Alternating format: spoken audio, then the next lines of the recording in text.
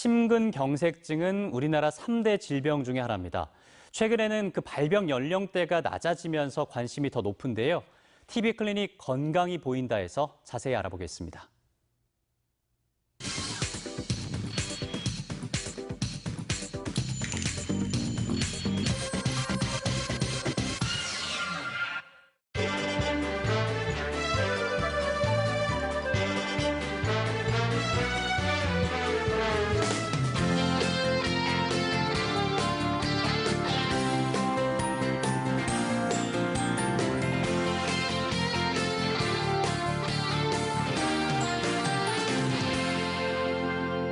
사람이 나이를 먹게 되면 이제 혈관에 이제 동맥경화증이 이제 생길 수밖에 없고요. 일종의 파이프에 때가 끼는 것처럼 마찬가지로 생기는데, 이게 이제 안정적일 때는 크게 문제가 없는데 불안정의 상태일 때는 이제 갑자기 터지는 경우가 생깁니다. 그러면 그 안에 있던 여러 가지 안 좋은 찌꺼기들이 바깥으로 나오게 되는데, 결국 이제 피와 엉겨붙게 되죠. 그 엉겨붙은 피와 함께 혈관이 갑자기 막게 됩니다. 그러면 이제 통증을 아주 심하게 느끼고, 잘못하면은 이제 심장이 멎게 되는 이제 치명적인 일이 벌어지게 되는 걸로 이제 심근경색이라고 합니다. 일을 한다든지 많이 걷는다든지, 그러니까 심장이 뭔가 이렇게 펌프질을 해야 되는 그런 상황이 되면 평상시는 괜찮다고 하더라도 뭔가 일을 하게 되면 그때 이제 증상이 느끼죠. 최근 한국 데이터들을 보면은 오히려 이제 겨울보다는 여름에 많이 발생하고 외래에도 많이 온다는 그런 데이터들이 점점 나타나고 있죠.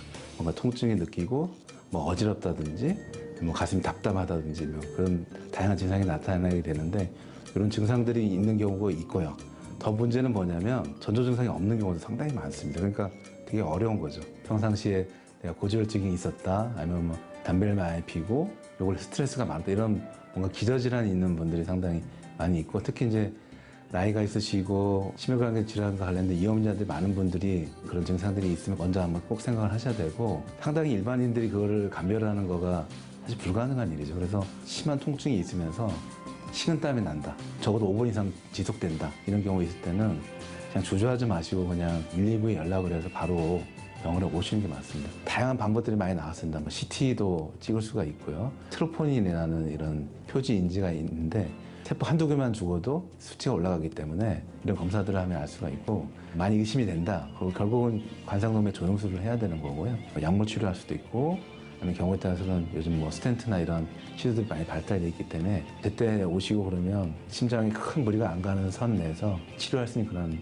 과정들을 할 수 있을 거라고 생각합니다. 너무 과하게 운동을 하거나 일을 하게 되면은 이제 탈수가 생기죠. 카페인이나 맥주나 먹게 되면 나중에 또 이뇨작용이 많이 생기니까 물을 많이 먹고 너무 과한 온도 변화에 좀 피하는 그런 방식으로 접근하시면 또 건강한 여름나기가 되지 않나 생각을 합니다. 이렇게만 하시면 여름철 심장 건강이 보이실 겁니다.